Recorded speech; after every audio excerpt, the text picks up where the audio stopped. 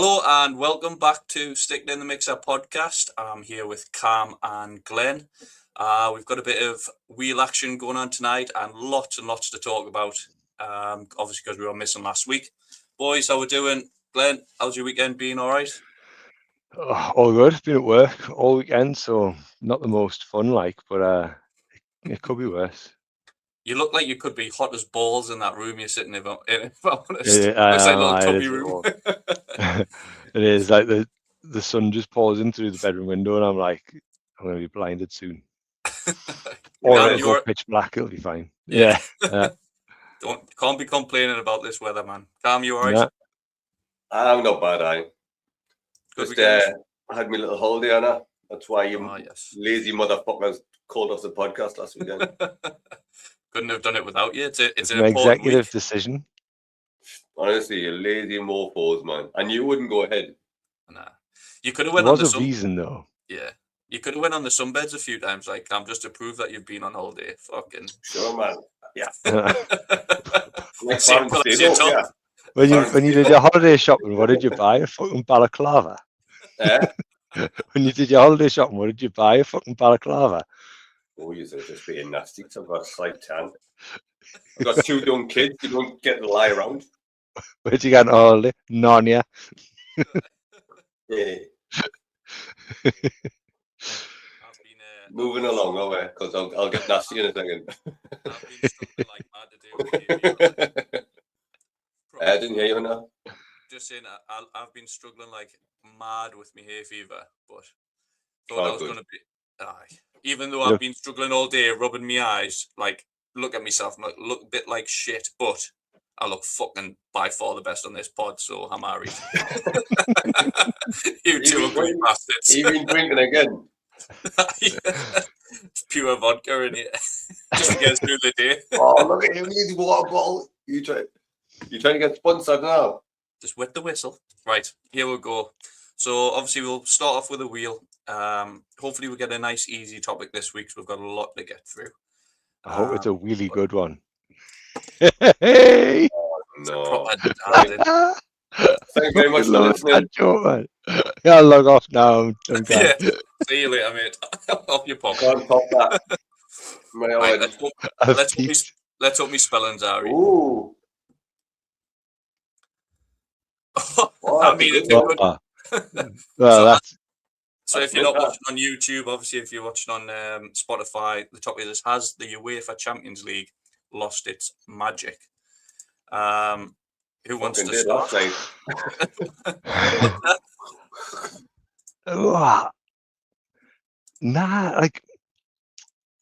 I don't know. It's a weird one, isn't it? This new format. I don't know you what get bigger games, but like I don't know. It feels weird. Like right? Do you get bigger games though? Right? Because yes, you play maybe 2 different big teams, but beforehand, like you might have had like say you had Juventus and Manchester United in the same group, and they played each other home and away. Yeah, I think there's bigger games in terms of like the teams and who plays each other, but I think it feels like there's less riding on it because you've got, if you play a big team in your first game, like when Newcastle played PSG or whatever, you've got 7 more games to get yourself out of the shit if you get beat. So there's and you could be playing Karabag.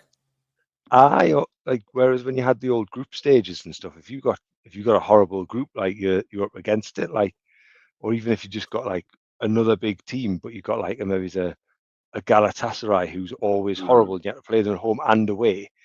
Yeah. Like you got that mid-tier team that could quite easily cause an upset. Yeah. It felt like there was more riding on the games. The games were more important. Yeah, I think for the neutral, I think the old way is better. But for speaking as a Newcastle fan, I do prefer the new way, just because my club's not one of your top clubs, and we get more chances, we get more games. You get a chance, obviously, to watch your team more often in Europe. I suppose that's like the benefit. You get more games in Europe, because is it 10 games you get? Was it 8? 8 in the league games. So and all they've done is really top 8. You're in the playoffs, aren't you? So you get an extra 2. Aye. Well, all they've done is really just added like another team in your group, but they've just like give you like 8 different fixtures instead of the same 4 teams. It feels easier to qualify for the knockout phases than it did. Yeah, I'd have preferred if they just maybe up the group, or just added one more to the group. Add another team. It does. It feels like it's kind of easier to get through. Yeah, there is. There's a lot of like mid teams as well. Like but that also could be good. Like imagine, like say Atalanta, they're in that mid range, but I mean they've qualified. They went through the quarters last time.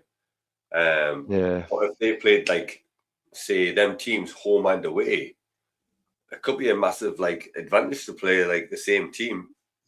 Yeah. It feels different. The old way. Yeah, I think if you look at it on the other side of things, because obviously everything in football now is about money, I think that the decision to change to the new way definitely had a massive money kind of thought behind it. Like the amount, like obviously football's all about money, but they haven't changed that because it's better, in my opinion. They've changed it because it's going to generate a hell of a lot more money because of how many games televised, all that jazz. They've done the same in the World Cup, haven't they? They've just added more teams into the World Cup and stuff. It's just you get more games, more revenue.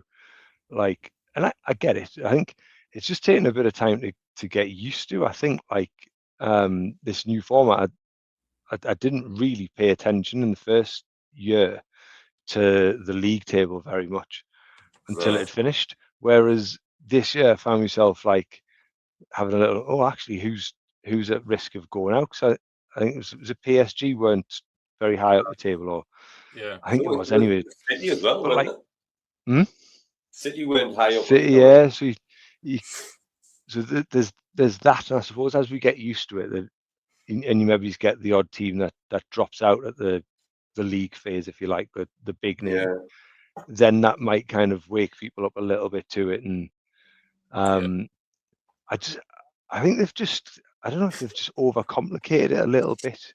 Like the Europa League doesn't feel the same. Like it feels like it's easier to win. Well, referring back to the question itself, like, has it lost its magic?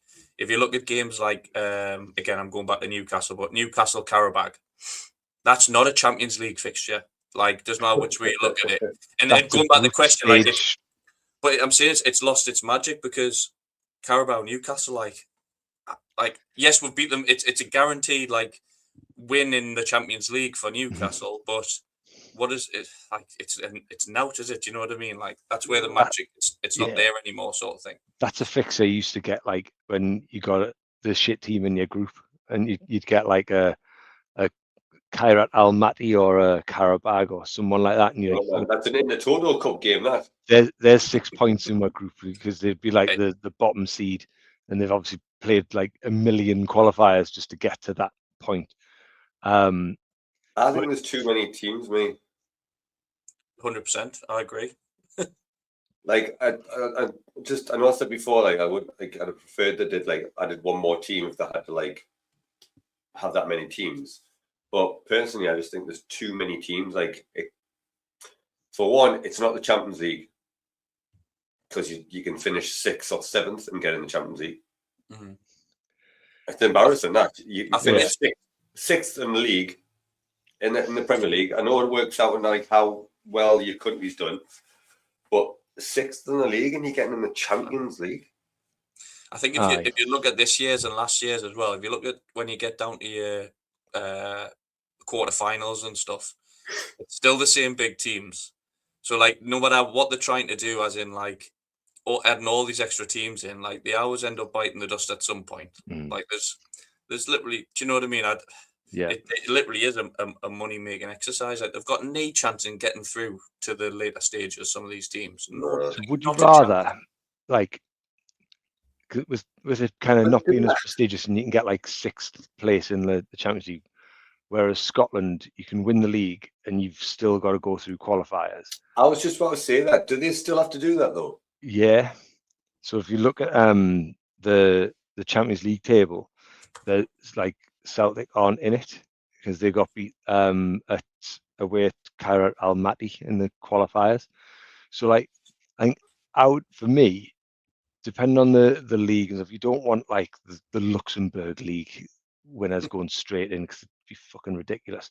But a club like Celtic, like you look at Scotland, it's not a brilliant league, but Celtic and Rangers normally hold their own, and they're normally going to be the ones. Like I think they've I got would a bit of rather, history in the cup as well, haven't I would rather they got at least one or two guaranteed places than one maybe because they've only got a 12-team league, and have them go straight in the group phase than having to qualify, than having sixth Yeah. place in the Premier League. Unless Man Yeah. United finished sixth and then it got us in, then fuck Celtic. But for this season and for this argument, we don't need it. So I would rather have a Celtic in there and make it like the Champions League, not just the top proportion of your league and however many get in like champion. Like it's just a bit. Yeah. I was a just bit looking at overkill. those But 36 that said, teams. like when you get to the knockout phases and stuff, like it's still exciting. Like when you get the business end, the group stages were always a bit boring. But when that Bayern PSG game in Paris was phenomenal, and like you're talking about it days later, the quality and the standard on show was just unbelievable. I know the final last night was a little bit like it was Horrific. two polar opposites of styles of play, but even still, it was still a good game. Like, I would call it a good game. Like, Which no, one? I would. It depends. The final last night, I think, Final. because you got to see probably the best attacking team in the world against probably the best defense in the world at the minute, and just how hard Arsenal had to work to keep them out, and how. So it wasn't brilliant as a spectacle, but just them trying to outdo each other and the fine margins and stuff like that. Like PSG had nothing apart from a 1-2. It got them a penalty. It was interesting. I wouldn't have said it was a good game. No, I didn't mean it as in a good game, as in entertaining, but it was good to see kind of really, really high level, like attacking play versus absolutely world class defending. Did you see that And stat just that the came out? fine margin. Which one? Oh, Well, the Arsenal's possession. possession one. Yeah. They've got the two lowest possession like in the Champions League history since they've been doing like stats. But look at the teams they've played. Like they've played. I get the first ridiculous one. Barcelona, and they like played 25. That was shit. Like that one, I get that. But last night, yes, I understood that like, they had to defend and like it was backs against the wall and like, every man was back. But they were pathetic in possession, weren't they? Yeah. I don't think they needed to defend with all 11. I think like if you've got like quick wingers, because PSG aren't great at the back. I felt sorry for Havertz. He put a shift in. If I'm Gyökeres though, I'm like having a look at myself because if I can't get in the team, I was bought as the number 9 that was going to fix all their issues. When the big games come, he's not on the team. Havertz plays, which says volumes. I know, but you watch Gyökeres as well. There's a reason why he's not in them games. I don't know. Even the commentators are saying he hasn't had a good game. I'm buzzing that they picked Gyökeres over Sesko because I think Sesko in that team is a much bigger threat than Gyökeres is. But I think like some of Arsenal's wingers they're quick. They might not be great, but they're quick, and they've got. And I said it when I texted you yesterday and saying that, and I wasn't joking that United would be more of a threat to PSG than Arsenal were last night, because when United go into big games against City, they've got that ball into Bruno or Casemiro, and it's literally like they know there's a winger on the halfway line, and it just gets whipped over their shoulder. If Arsenal can go and do that, they can go and defend with 9 men. They don't. Like, what are PSG's back four aren't bombing forward? They're not like all out attack. But at least if you leave maybe one up front, it keeps them honest a little bit. And you get that ball in Odegaard and Rice can play that ball, but it keeps them honest. With PSG, it was just a bit like, it was like wave after wave. They created fuck all. Like, right, just going like I'm totally Arsenal game, but just going back to the original question, right? Do you know, like, I would say yes, it has. That's just because of the quality of the players. Mm-hmm. Yeah. Like I was watching this today, right? It was like 10 of the best Champions League final goals, and honestly, like players on the like not even the people that scored, the players on the pitch was frightening. Yeah. And last night, you had fucking Trossard. You had Arsenal's best player, Saka, who completed 4 passes in 85 minutes. 4 passes. Yeah. 0 dribbles. Out like that. I don't know the rest of them. But that's He was trying to be the hero, though, wasn't he? He was predictable. He was trying to be the hero. Every time he got it, so I'm going to cut in. I'm going to have a shot, regardless of whether the shot's on. And you think like you've got like when Timber came on in particular, and Arsenal kind of opened up a little bit. Yeah. Sometimes he was cutting in. You think just a little reverse pass, get Timber in down the line, like. But no, it was one thing. The trick with Timber, he offers so much. Even with Ben White injured. Yeah, he's out for the season. Because him and Saka are really good link up. Even though I don't rate Ben White as a player, they seem to have a bit of a connection, don't they? I'm just laughing because obviously you said we'll jump off the Arsenal game because we'll talk about it, and then you've jumped straight back. No, but that's what I know what you mean. It's a definite crossover of the question. It's a definite crossover, so that's fine. Timber's been injured though, hasn't he? That's why he didn't start. But in fairness to Mosquera, I think he was up against probably the most informed player in the world at the minute. Kvaratskhelia is like frightening. He was brilliant. Apart from that one instant where he gave the penalty away. It was just clumsy, like he just got done with the 1-2. I think the only other than that, I thought was the booking as well, wasn't it? Aye, and that was harsh. Like you're not going to start. Aye, he's got to throw in his own half. He's on the 46th minute. The second half was a minute old. Sponsored vote. It's not good enough, son. I think the referee was a bit like he was a bit on one. Like Kvaratskhelia got not even man mark. It was like 3-4 on him every time he touched the ball. I thought I've seen Mosquera play. But just jumping back then to the wheel question.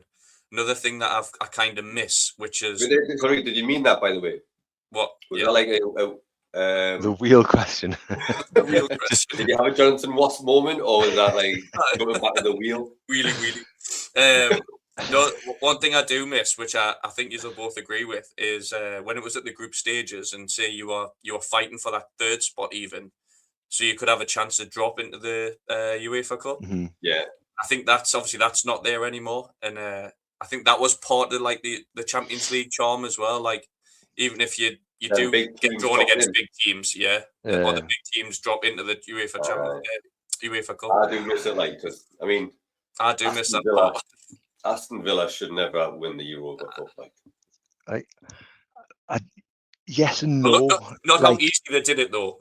Yes, but look how easy it was for them. They didn't have to break sweat. When you think back to the UEFA Cup, that always had some brilliant teams in. Like when it was just the UEFA Cup, like Lazio, it wasn't like it wasn't like when you dropped in or anything. It was just the UEFA Cup was the UEFA Cup, and it was because you'd finished 3rd in your league or whatever else. Yeah. So because they've bumped those teams up, like I was never really a massive fan of them. The Champions League teams dropping in purely because if you've been shit in your group, why should you have a second bite at it? Like the next bit. Right. But like I see both, because then you get some really, really good games, like obviously when United play Barcelona and stuff like that, like you'd get good games when they drop in, but it kind of felt like it was a bit of a false reward. Like what was the semi-finals? Was it Villa versus Forest and Freiburg versus what was the other team? Some random ass team. Fuck. Yeah, I can't remember the name. That's what I mean. Like because of the Champions League growing so much, the UEFA Cup is like proper crumbled. Like if you think how many teams are in the Champions League, that's been the thing that suffered. Yeah. I think there's an argument for the Champions League is still has its magic. It's still brilliant. Like you still see the best players in the world. The UEFA Cup's the one that's been damaged because of it. And the Conference League, like dropping even further down to that, like Palace won that the other day, and I was like, I don't think anybody give a fuck other than Palace. Like, no, I didn't watch it. I'd fuck that off and bring back the Cup Winners' Cup. Maybe so. That was brilliant. To be fair, win the FA Cup, you win the Cup Winners' Cup. It was class. Yeah. So then you'd get you'd have to go and win a competition to qualify for it. rather than just finish 7th or 8th in your league. Like fucking 8th. I know. Like, what's that about? Like you can be the 8th best team in your league and you're playing Conference League football. Like it's just mad. Whereas at least if you've got to go and win the FA Cup, or say if you're like or League Cup, someone wins the double, it might be you do that for it brings the League Cup back a little bit, but you've got to go win a domestic trophy, your main domestic trophy for argument's sake. And then if you get the team in the final does the double, then it goes to the other finalist. Like, and then if both finalists have, say it's Arsenal and City, have both got the final, it would then go to the league position. But the Cup Winners' Cup, at least you get teams that have actually gone and won something. Like, I think, in my opinion on the question, I'll come to you guys after this just to kind of draw a line in the sand with it. I think it has lost its magic purely because of games just becoming so unimportant. I think the back end of the competition, there's an argument there for not.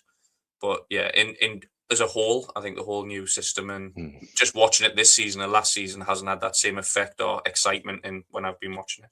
But I think because of the amount of games, I think the amount of games ruins it. Yeah, it's just a weird group format, isn't it? I think, wasn't it when it had the league format? Everyone kept saying 10 points that'll get you through.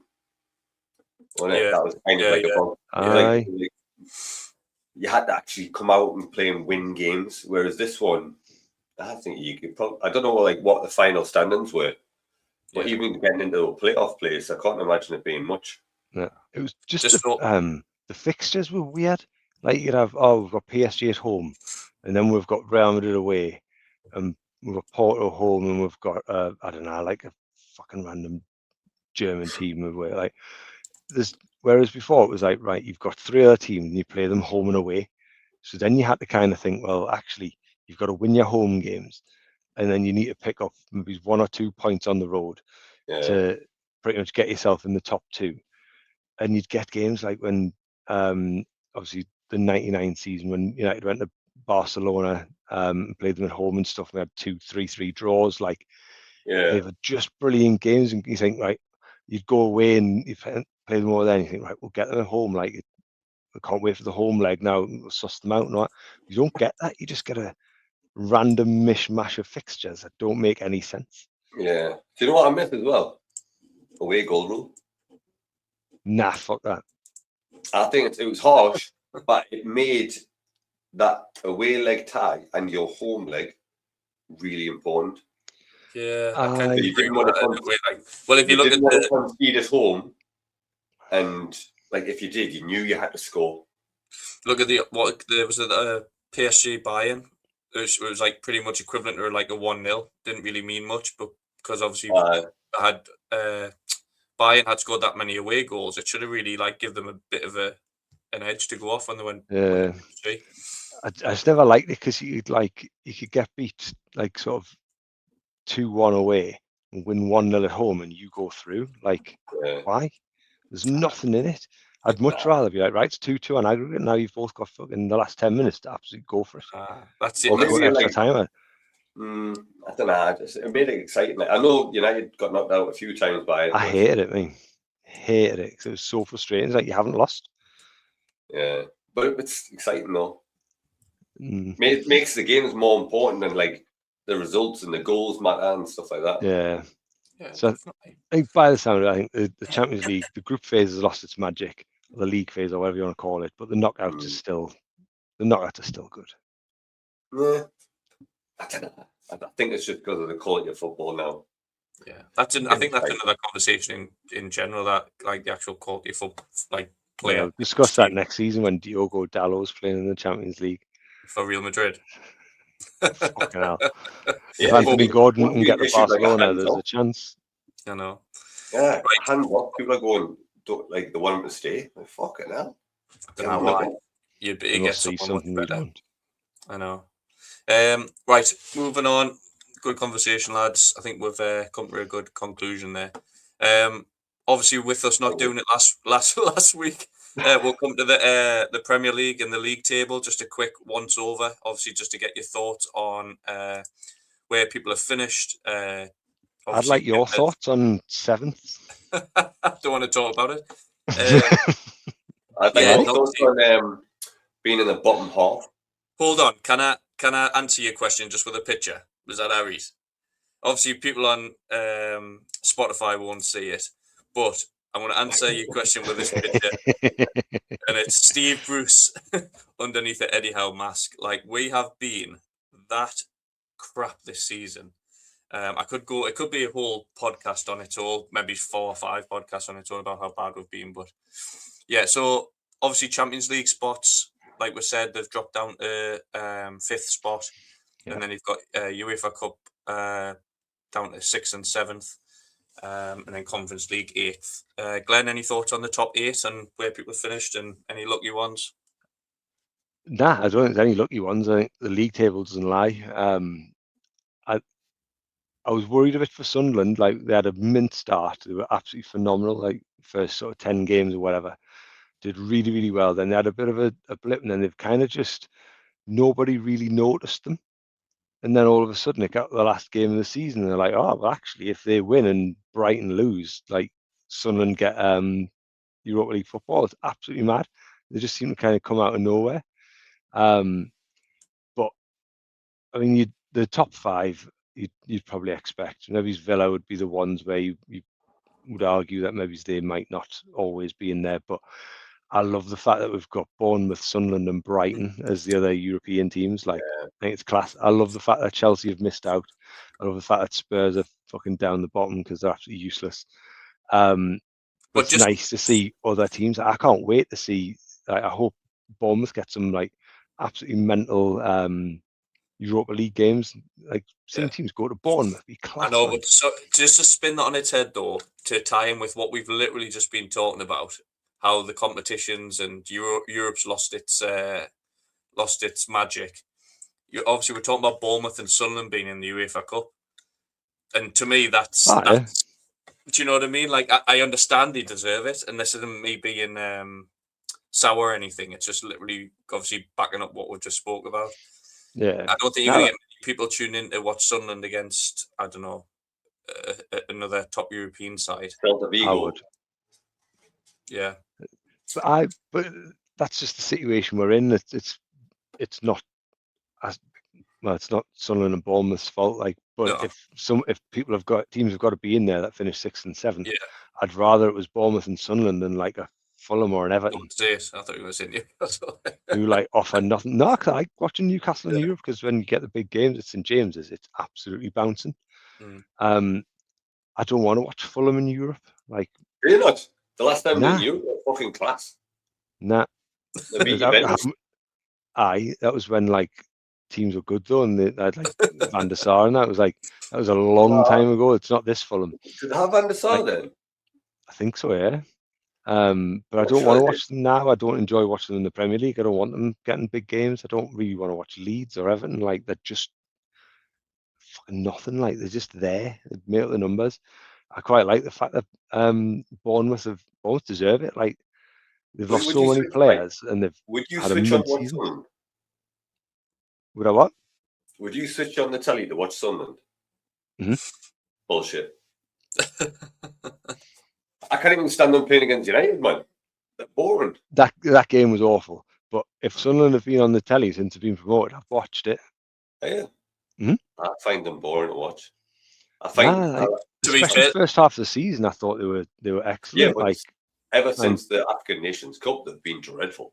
To be fair to Sunderland, and this is obviously hard for a saying being a Newcastle fan, but they've actually got good owners as well and good backing. So I actually think they're going to probably have another good summer window because they've got money there to spend. So I don't think it's going to be kind of a piss up the wall season. If they got their recruitment as well as they did this season, they could be in for another good season. I mean, it's going to be harder with more games and stuff, but literally. There wasn't many. There's maybe only that Adingra who was crap. The rest have been like absolutely brilliant. The keeper's been phenomenal. They've just got to keep them as well. Like, I'd be interested to see what Bournemouth do because they're not really big spenders, are they? No, they've just got to keep a hold of the young'uns, really. That Krupi and Truffert, the left back. I'd really like watching him. I would sign him if I'm United. I'd go and get him now. They need to buy a new right back. Right back? Who was right back for them? Oh, yes, I definitely. Oh, yeah. Aye. What's Prison FC, free transfer. Just rolling back, obviously, about two podcasts ago when we spoke about Chelsea and if they didn't make Europe and how it was looking very, very iffy because of the way they were playing. Obviously, now it's happened. How do you think that's going to affect them, Cam, kind of in the transfer window and moving into next season?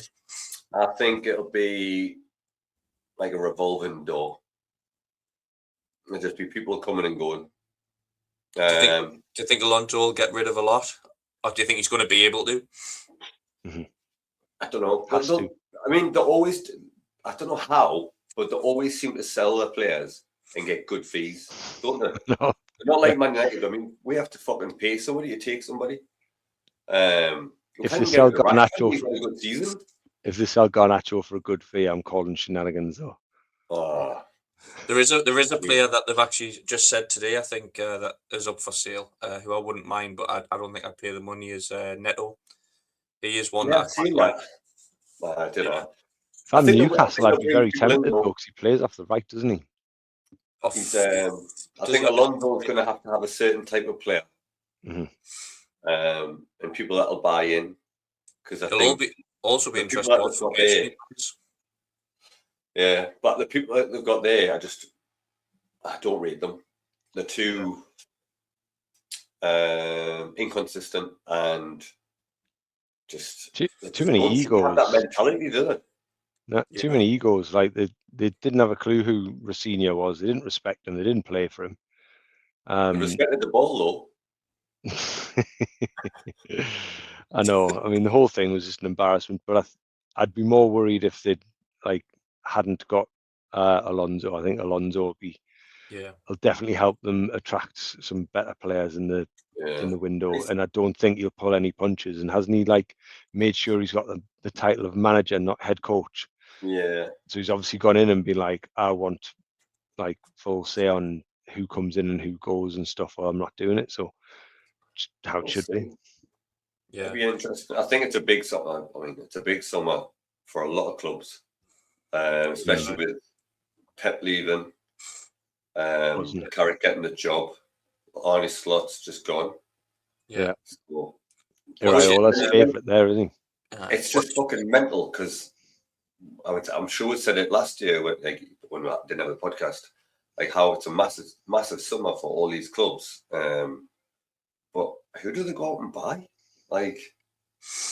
I mean, I don't watch Spanish football. Who wants Rafael Leao? I'm only throwing that name out because he said he's leaving Milan and he wants to try a new league. So I've seen it, and I think he's a possibility. He's more likely to go maybe Spain. Do you know players like him though? As soon as that came out, on my Twitter feed was full of Newcastle fans saying, "God, get him in. He's class. He's class." I was like, "Have you watched him? Yeah, exactly. You'll hate him.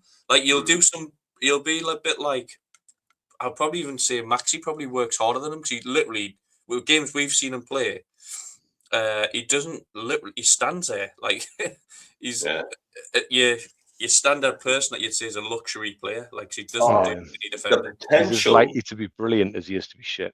Yeah, but the potential's there. He's just. Maybe the move might do it though. He's kind of just.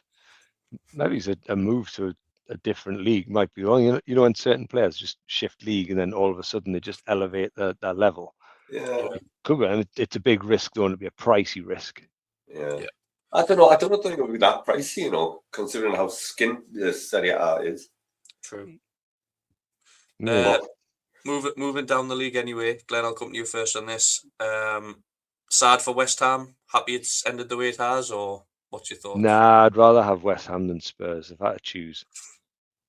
Yeah. But in a way, I'm a bit like fuck you to West Ham fans because they were they won the Conference League. Moyes had them in the top half consistently. They were doing well. And then all of a sudden they didn't like his style of play. It wasn't attacking enough. So they changed and look where it's got them. Yeah. But they've ended up with a manager that's not an attacking manager as well.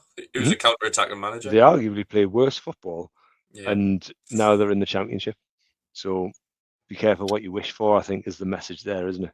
Yeah, definitely. I think that the recruitment. Never thought I'd stick up for Moyes. But the recruitment for West Ham has been absolutely horrific. For Like, years. some of the players that there was some that came up the other day, and they signed something like 6 or 7, 8 players over £25 million, and 4 of them players are out on loan.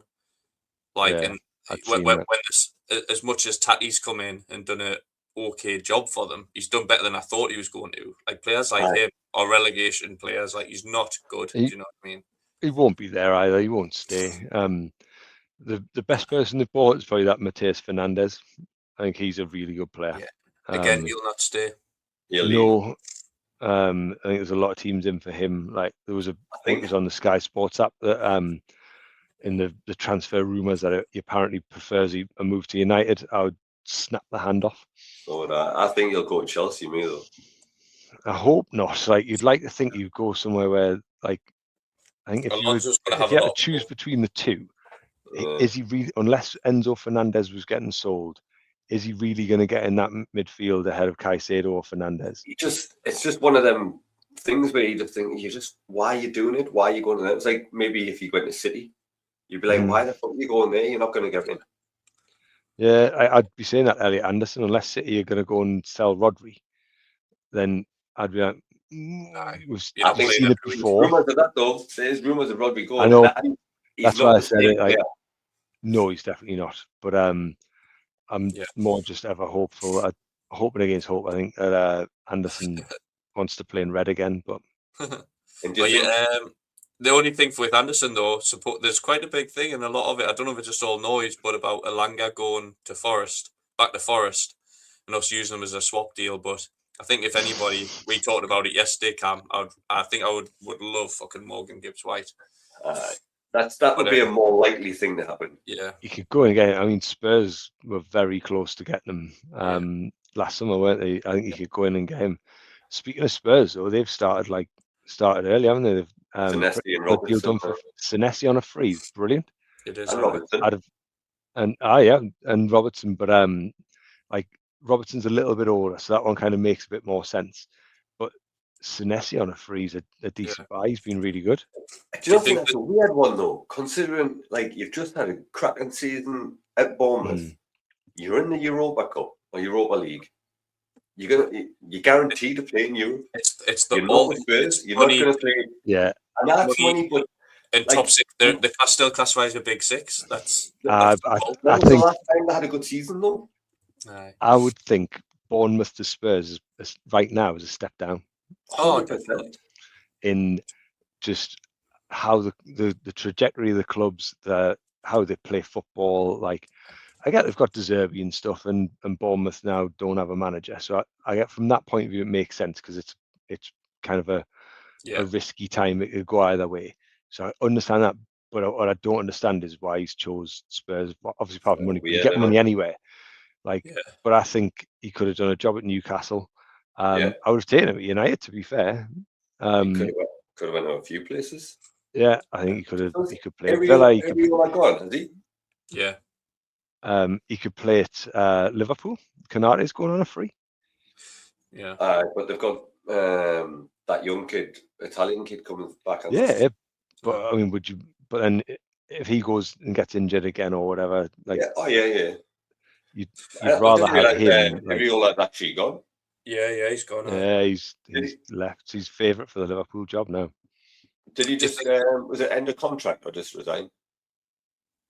No, just I think it's just one of I think, yeah. They just announced that I've done my time, a bit like Pep. But I think Pep, because there's going to be a like announced charges and stuff. I think that's why he's gone. He's got wind of it's coming in the summer. Maybe so. Cam, do you think does Derby deserve some credit? No. For what he's done since he's went into Spurs, or do you think he hasn't done an awful lot with them? And West Ham's just been that shit.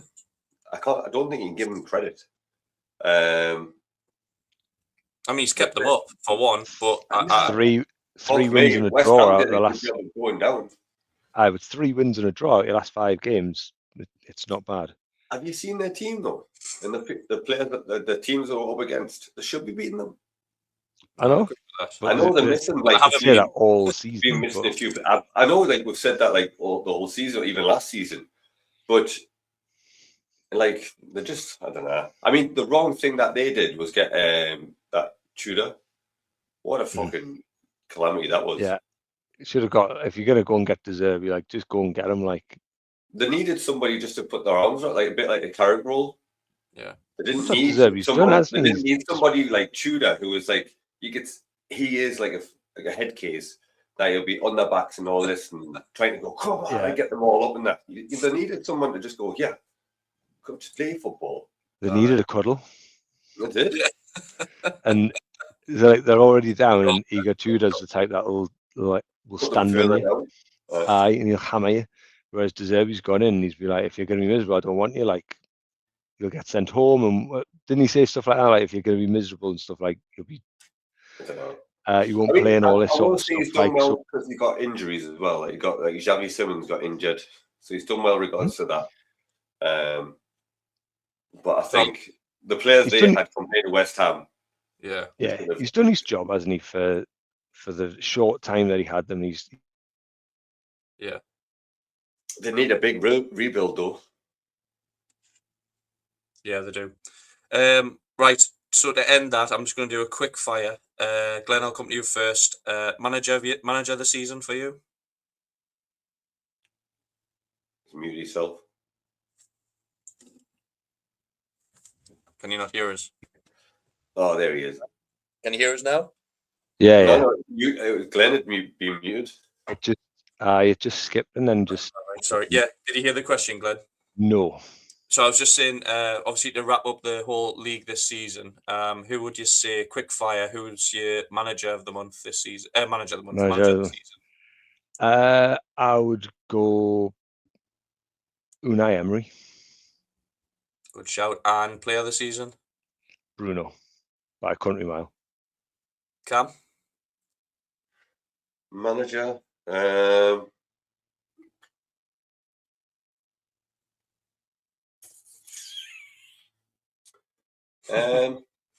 Areola, maybe?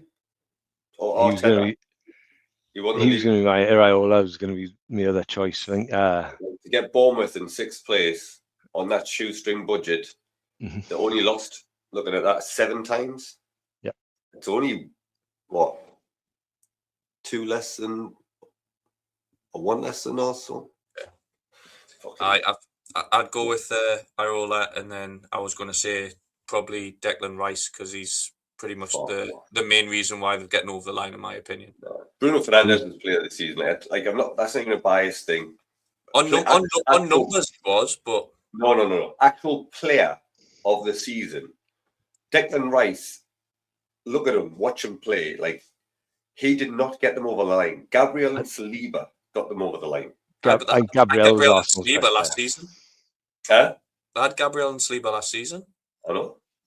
And like they were close to winning the last season. That's I wouldn't have said it. I think my opinion he is anyway. I get your opinion, but I'm just saying, like, actual player. Like, yes, he's done really well, and he's definitely Arsenal best player. But all-round standout player of the season, you cannot take it away from Bruno. Yeah, I don't buy into this whole. Well, it has to come from the league winners. It doesn't. Absolutely doesn't, because they've been the best team. But the award is for the best individual player. So hands down Bruno. Take Declan Rice out of Liverpool's out of Arsenal's team, and they'll finish in a similar place. Take Bruno Fernandes out of Manchester United's team. We're top. We'll be next to Spurs. They'll be next to Wolves under Amorim. Yeah, fuck that. Right. So obviously moving on, we're still got a lot to get through, so it's going to be a bit of a long one tonight. Obviously, Cam repping the England top tonight, which we're all excited for the World Cup coming up. So I'm just going to bring up the England squad list for this year's World Cup 26. Yeah, go on then, Cam. I'll let you start, mate. What's your opinions? Is there any players you wouldn't have taken? Why you wouldn't have taken them? I'll tell you who I wouldn't have took. Trafford. I wouldn't have took Jed Spence. I wouldn't have took John Stones. I wouldn't have took Dan Burn. I wouldn't have took Jordan Henderson. Madueke wouldn't have got in. Ivan Toney wouldn't have got in either. Yeah. I just think James Trafford, he's played cup games all season. I'm sure the better, like another English goalkeeper. It's probably played not. more games. Ramsdale. Ramsdale's probably played more. I mean, he's not been the best though, Ramsdale. He's had There's not many. I don't have a problem with Trafford and Henderson. Like neither of them are going to play. No, but I just mean like if you should be picked because you've been playing well at a club. Yeah, he hasn't played. Well, I like the thing he said about Henderson, where he's like, "Oh, he's a good leader. He does this," but take him on your coaching staff. Don't why is he taking this player spot? He's never going to play. If he does come on, it's a fucking embarrassment. Yeah, because I'm sorry, but Wharton can do better than him. Yeah. Glenn, you got any other names on there, and then I'll come back to a few names and obviously ask you a few questions why. Well, not necessarily about who shouldn't be. I agree with most of the ones that Cam said. I think some of them, like, they were always going to go the likes of Madueke and all that sort of stuff. But for me, it's not even I think he was always going to go because he's been in all the squads and stuff. I don't think that wasn't a shock for me. Ivan Toney just shows how few English centre forwards there is. But for me, I think Luke Shaw and Harry Maguire should be really, really hacked off that they haven't made it. I think they've been better. And Jed Spence had a good start of the season, and he's been absolutely garbage since. Jarell Quansah, I don't really see enough of him. But if you had to pick a team, would you have Jarell Quansah and would you have Harry Maguire? You have Harry Maguire, like, end of story. And when Tuchel said, "Oh, we've stuck by the players that were there for through September, October, and November," well, that's fantastic. That was 6 months ago. Pick the players that are in form in May. Yeah, like it just doesn't make any sense. Like some of it, but if he goes and wins the World Cup, he's a genius. If he doesn't, then there's his reason why. Yeah, I think if you stick on them defenders that you've just spoke about there, straight to the list. Tino Livramento, he's been injured for 5 months of the season. No idea how you can take him. Nico O'Reilly, to me, is a midfielder, which you can obviously replace him with Henderson or I don't know. He does play well at left, but I don't mind him. But no, but when you've as well, but when you've got Livramento. But when you've got two specified, that's their position. When you've got Shaw, who's had a season he's had, and Lewis Hall, who are both actual left backs, to me, I've probably been a bit biased with Hall, but to me, they would be my two left backs, and Shaw would start. And you don't have a single left back in the squad. No, I would have been tempted to have. I mean, O'Reilly's done really well, and he's played well all season. He would be the starter. I think Hall would be your backup, but I'd have also been tempted to take Luke Shaw as well because he can play centre back. And yes, it's not ideal, but if shit hit the fan and you needed someone to fill in, you go 3 at the back. Subs. Yeah, you'd run out of subs. Or you go 3 at the back. You change the system. Luke Shaw is ideal. I've never seen him have a stinker at centre back. Yeah. Like, he plays it really, really well. He's got international experience, and I think if you wanted to play with wing backs because they wanted to change the system, having a Luke Shaw at left centre back and Lewis Hall on the outside of him, if O'Reilly's not playing for whatever reason, is invaluable. I think it offers a lot more in terms of and Harry Maguire in terms of leadership and experience than Quansah. Well, mate, to be honest, Harry Maguire, and this is me again, Dan Burn's a Newcastle player, but Harry Maguire should have been in ahead of Quansah and Dan Burn. He offers more than both of them off the field, on the field, change of formation. He offers. You're not going to play Dan Burn at left back. Put it that way. Look at the goals Maguire comes up with. He just comes up in big moments. And the way Anfield's been against Lyon, I've never seen him have a stinker for England. Yeah, 100%. If you've just got to go along, you think, right, we've run out of subs, all our strikers on, fucking Harry, get up top, go and win some headers for her. It's horrible. I think the defenders part of the squad is the part of the squad that annoys the shit out of us, more than the rest of the squad. There's arguments there, I think, for midfielders and attackers, but the defenders, I would like to have a sit down and conversation with them, just be like, wait, how are you picking Tino Livramento to be in your squad? He finished the season injured. He's been injured for 5 months. Spencer's finished 4th bottom of the league, had a terrible season. Concert, nobody's ever. Right back.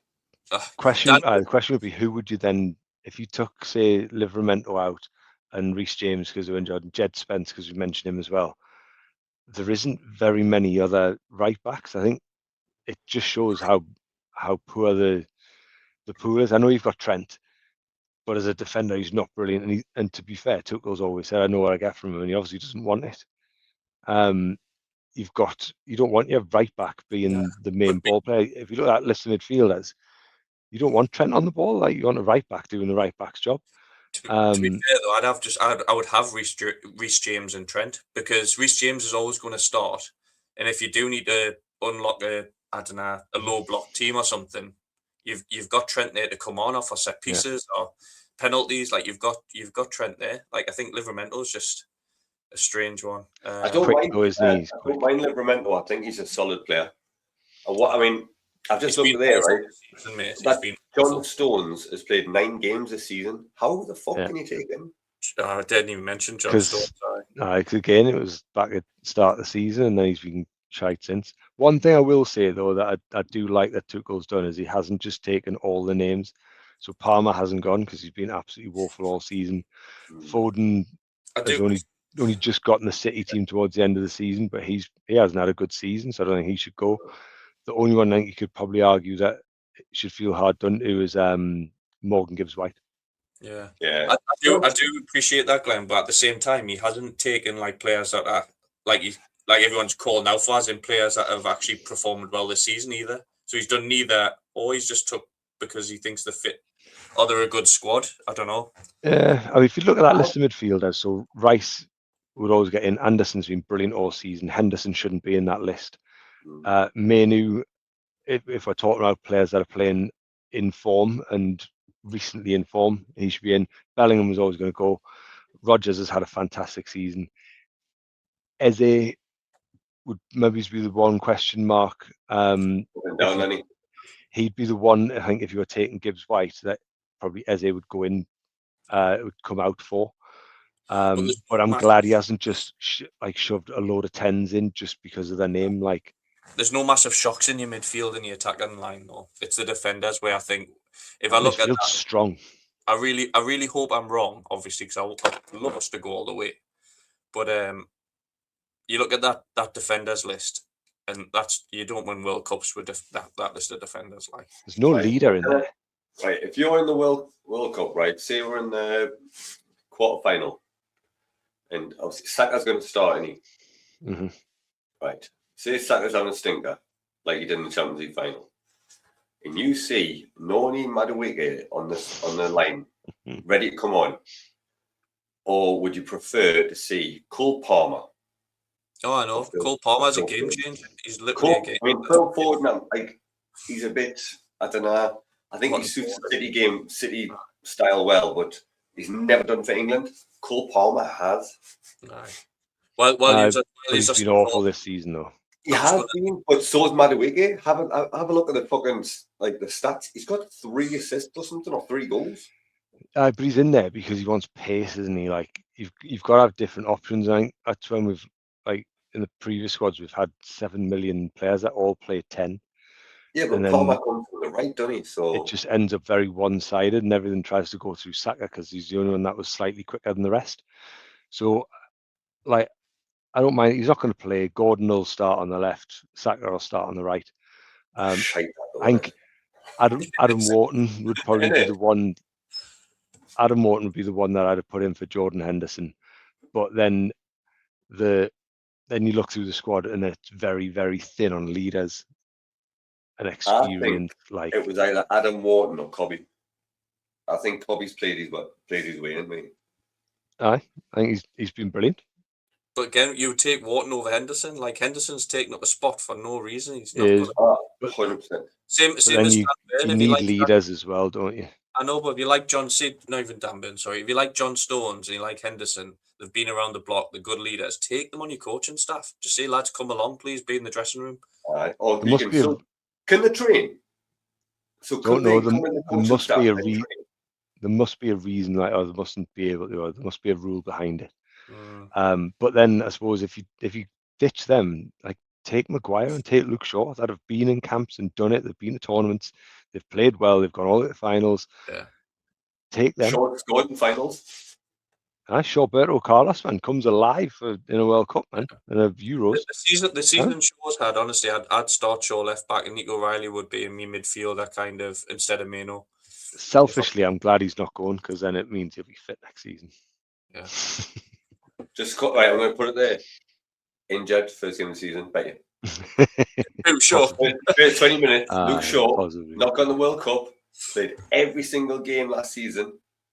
First 20 minutes of the new season. Fucked. We'll come back. We'll clip it. Anyway. I know. What else we got? No, so I'm just going to quickly go. I'll come back to Cam. You don't have to. With the World Cup coming up, what would you rate our chances and how far do you think we might get? Rate of chances. It's been released. I think we'll get out of the group. But I mean, I don't know. I don't know anything about like who we could play. Yeah, no. In the next round, I've not looked. I've not even looked at when we play. I've not even probably need to do a proper World Cup preview, don't we? Where we can see could not even tell you who was in our group. Couldn't tell you. It was just literally a quick fire rather than like just looking at. No, but I mean, I couldn't tell you because unless I knew who we could potentially play in the next round, I can't see us going far. See, based on looking at the squad, yeah, I think we'd graze out of the groups and then get beaten the next game. I think we could be the first knockout game. I don't know if it's like not even like quarters, is it? It's like a 32. No, it's less than that. round of 32. That's all that. It's got to be higher than that now because it's about fucking teams. But I don't think we'll get very far at all. I'm the same. I want semis just to be different.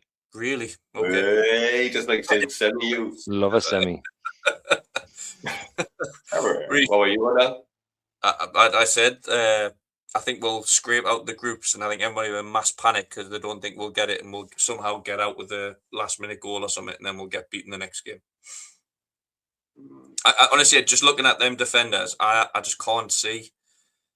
It's not even the defense for me; it's the attack. No, I think Harry Kane will pull out wonders. I do honestly. I think. What makes you say that? Just the season he's had. Different player to what he was at Spurs. He had them season for Spurs, and they got to the tournament, and he's been. Yeah, he's a different level now. Like he is at a different level, but he's got Diaz and Elise either side of him, and he's got Kimmich in midfield. I think he's now going to have to play with Anthony Gordon and Bukayo Saka. But Anthony Gordon is going to be like Barcelona's new star, so Derek, man. I thought you're going to be speaking in Spanish. Fair play to him. By the way, we might as well go on to Anthony Gordon. But there is absolutely, when you see the shit he was talking, I've wanted to learn Spanish because I always knew I would play for Barcelona. Did you fuck? When you had him in the sea where you dream, well, you might have dreamt the fucker, but you were never good enough. When he's had a fucking crash course on Duolingo. His agent is fucking class. Oh man, honestly, that's why I'm repping the Barcelona top tonight because, I mean, I wouldn't even be bothered if you had a good season for them because Barcelona, they always piss the league and stuff. But fuck me, what was it? 80 million euros plus 10 million euros add-ons at like 90 million euros, like total. How the fuck have we managed to get that sort of money for him, man? He's had one good season at us. He's quick. He scored lots of Champions League goals. Granted, nearly half of them were against Karabag, but is he any better than Marcus Rashford? No. Yeah, they're both like just meh. You know what I mean? Like they're not. I don't know. They're not. Marcus Rashford needs to have a word with his agent, or he needs to lower his wage demands. What did you say, Glenn? Sorry. I was saying, Marcus Rashford needs to have a word with his agent or lower his wage demands because if Barcelona are choosing to spend 70 million quid on Anthony Gordon, who's effectively the same player as you are, and that's a financially better option than spending 26 million, then it's coming down to a wage because there's only he's Gordon's 25, Rashford's 28, so it's not an age thing. I think return on investment, like if they sold Anthony Gordon like in a few years' time, they're not going to get 70 million from him. There's no If chance. if they sold Marcus Rashford in 2 years, they'd probably have less of a hit. So it's got to be something about the demands or whatever else, like, because I just don't. It doesn't make any sense. So it can only be that Rashford's thinking, I'm going to get the 350 grand a week I've been on at United. Some fucker's going to have to buy him. Well, there's reports of Barcelona in for him as well, isn't there? Wales I want to take both of them, but I mean, we'll take Rafinha if they want to make some room. Would you? Mm-hmm. Well, if rumours are true though, if Barcelona are still looking for an actual centre forward, like where's Gordon going to play? Because he's not better than Rafinha or Yamal. So they've just spent 80 million euros on someone that doesn't actually get into your starting 11. If they want a number 9, they can have Xerxes. Do him a good deal. It's just a really no, please, no. There's got to be like I swear, like in 10 years' time or something, something's going to come out of the woodwork and be like, "Oh, that's why they fucking spent that much on him." Like, there's got to be some reason, like corrupt fucking shit going on, because nobody spends 80 million euros on Anthony Gordon. His dad's got shares in Spotify, man. Do you not agree with this or like came out of nowhere? Like all the reports was buying. It came out one day and it was done the day after. Like for 80 million.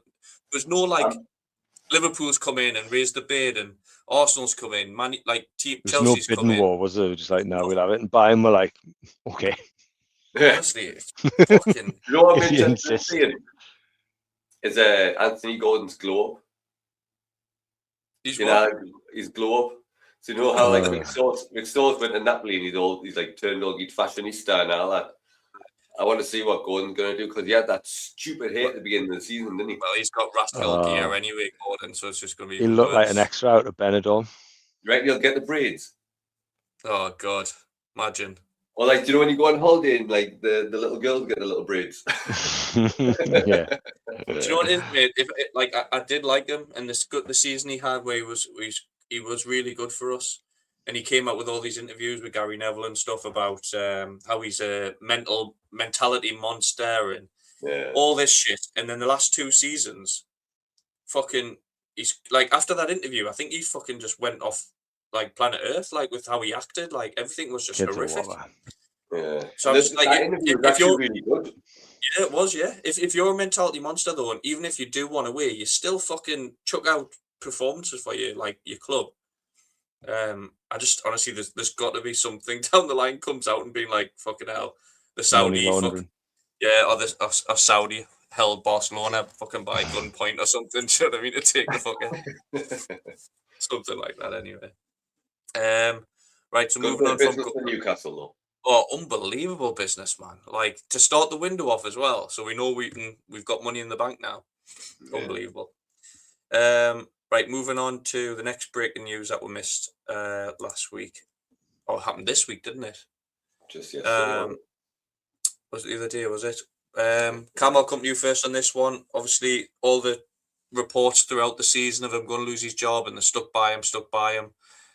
What's your thoughts on it actually coming out the woodwork now rather than through the season? And do you think there's more to it than kind of we've all seen? I think there's more to it.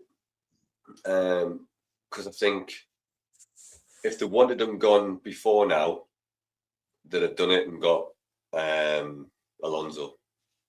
I think there's more to it. I think he's probably came in with a demand of something, because he does need to get like more players in. Van Dijk's not the same player. Yeah. Salah's obviously left. He's fell out with him. And looking at the front lineup, the heavy in certain positions, but the wingers, they need 2 new wingers. They need fullbacks again.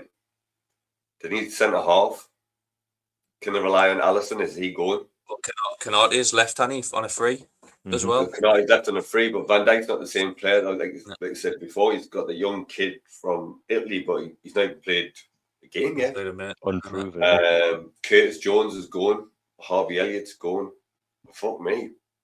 Honestly, I think it's a major rebuild there, but I agree with you there. Like, I'll come to you first, Glenn, before I have me 2 pence worth. But what's your thoughts on it? I think it's definitely the fact that they've backed him for so long. He's got them Champions League football, and then they've gone, actually, nah. I don't know, but maybe they've buckled under the pressure, and because obviously Salah put his post on, and half the squad liked it, which is basically endorsing the message that they don't back the manager. So maybe they've done a bit of digging and found that he literally just has lost the dressing room, apart from maybe it's the players that he's brought in. But his recruitment was shit as well. Like Kirkez was wank. Frimpong. Frimpong garbage. Frimpong's not even going to the World Cup. It's fucking shit. But was his what would you say?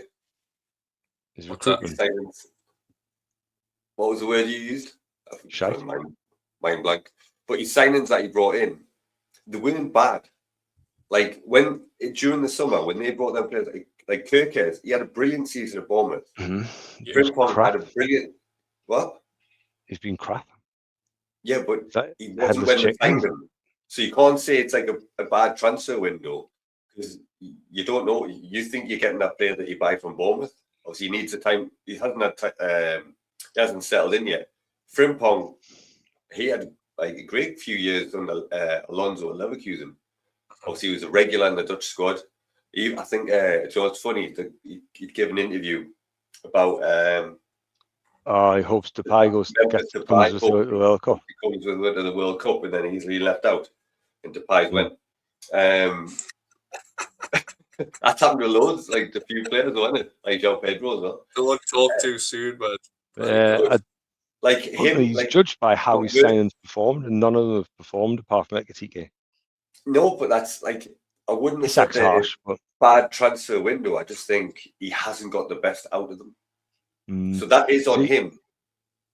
I'm not convinced it wasn't a bad transfer window because they've invested so much money in areas of the pitch they probably didn't need.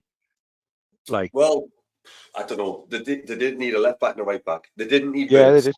They didn't need Wirtz. Wirtz created an issue. They bought Ekitike. They didn't need Isak. They didn't need Isak. No, but that's what I'm saying. Like I don't mean that part. But like that Isak money could have gone 2 players to like a better centre back. It could have been another winger. Yeah, that's what you need to replace. So he's spent a load of money. He's some areas of the pitch are really, really good. Some of them are absolutely awful. Yeah, and I think, in my opinion, obviously with this season, when we've watched them, they've just fell off a fucking. I don't know how they've made Champions League spots because the games I've watched them play. You talked about Van Dijk, Cam. Fuck me, talk about a player falling from fucking off a fucking brick wall. Do you know what I mean? Like he's fucking awful now. Do you know what I mean? Like, yeah, very high brick wall. But from where he was last season to this season, like he's getting done in 1v1s all the time. He's like just everything about him's just been awful, and it's not obviously solely his fault, but yeah, and a lot of protection, I think. And I agree with you about the signings with regards to the actual money. I don't think it's so much the signings, but it's the fact that it was over 430 million or whatever it was on people that didn't need. The Isak one is the killer blow. I think you didn't need him. Ekitike had performed, so he was showing you that he could do it. So you could then go, actually, we don't need Isak. Let's go get somebody else. Yeah, they had versatility. Gakpo could play through the middle if needs be, if Ekitike got injured and whatever else. But could play there if you wanted. Like they had options. But that 120 million, you could go and get a 70 million pound centre back to go alongside Van Dijk. There's your replacement for Van Dijk eventually, but have a couple of seasons with them both.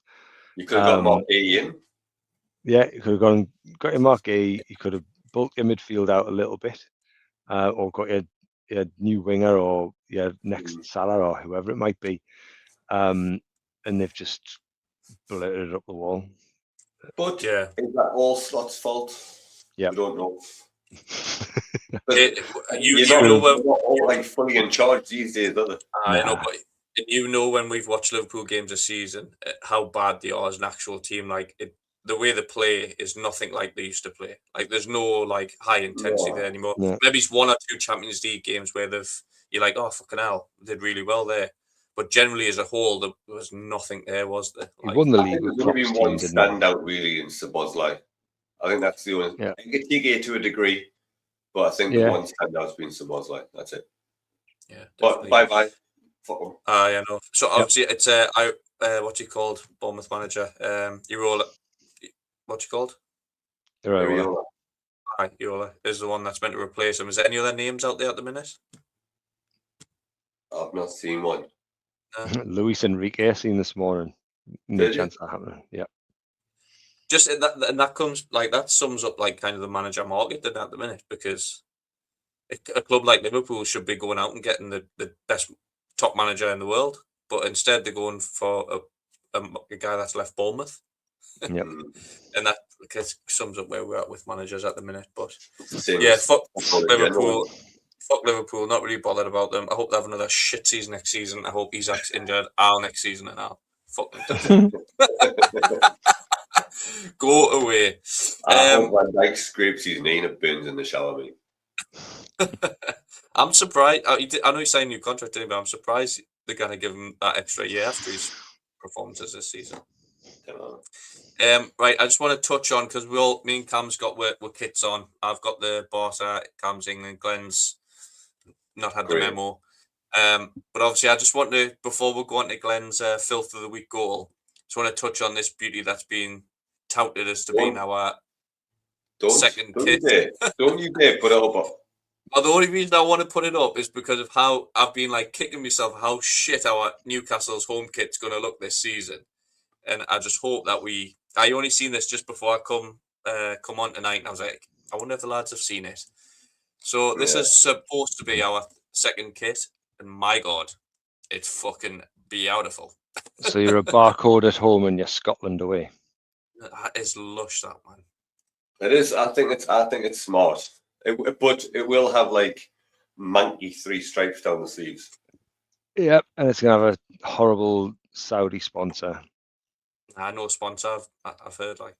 But I mean, it does look good. Like the retro kit, it does look good. And it's by far like miles better than your supposed home top. Who do we need to speak to get the Premier League to do like a retro season? Like, how good would that be watching games again with mid strips? Like, be fucking class, wouldn't it? The Liga did it for one weekend, didn't it? Yeah. Just need like every club to agree to it before the start of the season. Be like, let's bring back an old kit. Me and I was saying yesterday, Glenn. How come every team made by fucking Adidas? They've got a fair few, haven't they? Oh, there's like hardly anybody. Nike. Yeah. Some of them are. I mean, some of the Adidas ones. Some are better than others. There's some stinkers. Like, is there many Nike? I can't think off the top of my head a Nike one in the Premier League. I'm probably missing one. Atletico, but in the Prem. I can't think of one. I don't know if I might be missing one, but Chelsea Nike. They have nice kits. Yeah. I want someone to have a good Reebok one, Kappa, Diadora. I want a shit team like Fulham having Gola. Yeah. Where the baggy is out as well. Not fit like this one, you know what I mean? Not fit like this Barcelona one that shows off your physique. Is that not just because of the size of you? Right, it's not tight feet, it's titty feet. Fitting. It's an extra large, this.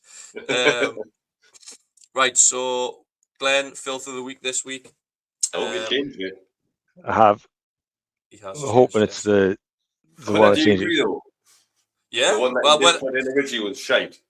I wasn't going to say anything. I was going to hold my criticism because it's. So I'll explain. I was going to wait until we're on the pod, and I was going to. So I'll explain. But I'm putting it down to the fact that it's been poorly named. So Filth of the Week sounds like it's going to be something absolutely ridiculous. Like it should just be something to do with sticking it in the mixer. Filth of the Week sounds like it's going to be some extravagant bit of skill or some absolute worldy goal. So hoying it in the box isn't filth. Like, so it's like filth by definition. Week, so in brackets, stick it in the mixer. that see and then it just needs renaming. Which Stephen spoke But- about before the podcast began. But anyway, I wasn't part of the conversation. Otherwise, I'd have suggested a you different were. name. You just So, avoid the conversation. Anyway, the one I've gone for is fucking unbelievable. The first one I went for, and then What was the goal that you picked originally? so the A first one I fucking went for, 55-yard screamer. yeah. I mean, to be fair, he's just smashed it into the mixer. It's just flown through the mixer and into the top corner. So it was Van Bronckhorst against, I think it was Uruguay in the World Cup, like the one where they had that Javelani ball or whatever. So that's an absolute worldly goal. But now we've established what Filth is, which isn't fucking Filth. But now it's how to stick in the mixer. This goal is absolutely phenomenal. Like, so that header by Robin van Persie is unbelievable. It's an unreal goal, but I wouldn't say it's what we're looking for. See, I think it's similar to my Zidane one. He has stuck it in there, though. In my opinion, I agree with Glenn. I think it's this a is really deep cross, and he heads it in the box. That is, he's launched it from like that is sticking in the mixer by definition. Like if you think last minute he's sticking the mixer from fucking halfway line, you just hope something. All they've done is they've just brought it forward. In the box, then. They've just brought it forward in the game. Like it's explain it, Glenn, just for tactical nous that. So when you're listening on Spotify, you want to explain it a bit. So it's Robin van Persie's diving header in the World Cup. So I don't know who the left back is, but he picks it up inside his own half, gets just across who? Daley Blind. Oh, is it Daley Blind? Just past halfway line, and he's literally hit a diagonal ball to hit Van Persie on the run, and he's got just inside the box, and he's just headed it over the goalkeeper. But the pace Van Persie was running at to then get that sort of control on the header, and the accuracy of the ball is just unreal. And that is literally sticking the mixer. It's just pumping it long in the box. They've just brought it forward because they're geniuses. One question. Very cool. Would you call it a diving header? Technically, he heads it, then dives. Yeah. But it's Robin van Persie. He can do what he wants. So, yeah. I can't remember where I was when he scored that, though. But I remember thinking, fucking hell, how's he done that? It was unbelievable. It was that right at the start of the game, though. Yeah. It's genius, man. Play like it's the last 5 minutes. In the first 5 minutes, catch them off guard. It was a good goal, though. Yep. Yeah, thanks. Definitely. Right, so obviously we're all looking forward to the World Cup. Was it 3 weeks now? 4 weeks or something? 2, yeah. What, to the first games? So I looked today and we've got 2 warm-up games or something as well, which I don't know about. 10th or something. I'm sure it's the 10th of June it starts. It's not even 2 weeks then. Yep. So that. Well, I just want to wait. leave everyone with this image while we're wrapping up things and obviously telling everybody to like, share, subscribe and all that stuff. I just hope that Tuchel doesn't turn into this guy under the mask. We're putting a picture of Tuchel on the outside through the World Cup because I can definitely see that happening. 11th. Keep the faith. 11th it starts. 11th. Awesome. It's not even, do you know what's weird? Like America or USA aren't the first game. It's normally the case that as well, isn't it? They normally open it on the Friday night or something like that. Normally they're hosting it, but it's Mexico. So aren't they having some games in they're Mexico? They're one of the hosts, yeah. Aye. But when it was France 98, France weren't the opening game because it was Scotland and Brazil. Oh yeah. It's not always, but yeah, I know what you mean. Aye. But good man, can't wait. Love a World Cup. The first few games was some shite. There's lots of crap. Right, the first good game is about 12 in, 13, 14 in. I mean, if you want to say what it is, like, because fucking hell, by the time you said it, it'll be the game will kick off.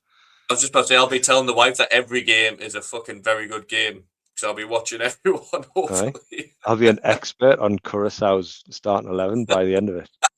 Yeah, mate. No, our game's the best one on paper. The rest of them are like Portugal and Congo or Argentina, Algeria. What I'm very excited about is seeing that one player that's going to get a move because of the World Cup and then be absolutely shite. James Rodriguez. There's always one. There's always one. This year's El Hadj Diouf. Yeah. Yeah, exactly. Yeah. Right. On that note, we'll wrap it up and we'll see you all next week. See you later. So yeah. Bye.